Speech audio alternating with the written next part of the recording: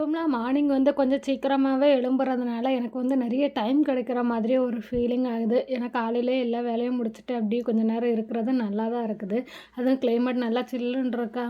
Morning வந்து சப்பாத்தியும், அதுக்கு வந்து சிறுபயிறு போட்டு கிரேவி தான் ரெடி பண்ணேன். அதுக்கு வெங்காயத்த நல்லா பொடியா நறுக்கி எடுங்க. அப்புறம் தக்காளி பழம், பச்சை மிளகா, வெங்காயம் நல்லா வதக்கி எடுத்துட்டு, கூடவே பச்சை மிளகா சேர்த்து வதக்கியிருக்கேன். பச்சை மிளகா வேணும்னா சேர்த்துடுங்க. காரம் அதிகம் இருக்கிற மாதிரி இருக்கும். அதனால சேர்க்கணும்னு அவசியம் இல்ல.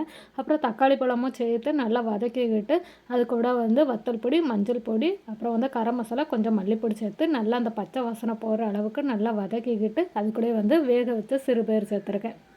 இது நீங்க வேக வச்சு சேர்த்துக்கலாம். இல்லாட்டா இதில மொள கட்டின சிறுபயிறு வச்சு சேர்த்தா கூட நல்லா தான் இருக்கும் கிரேவி. இது சாதத்து கூடமே நல்லா தான் இருக்கும். நான் அதுக்கப்புறம் வேக வச்ச பயிரில உள்ள தண்ணி இருந்துச்சுல, அதையும் சேர்த்து நல்லா மிக்ஸ் பண்ணி விட்டுட்டேன். இது வந்து கொஞ்சமா காரம் சேர்த்துடுங்க. இல்லாட்டா நல்லா காரம் இருக்கிற மாதிரி இருக்கும். கடைசியா கொஞ்சமா நெய் சேர்த்துக்கிட்டிங்கன்னா, இன்னும் டேஸ்ட் நல்லாயிருக்கும்.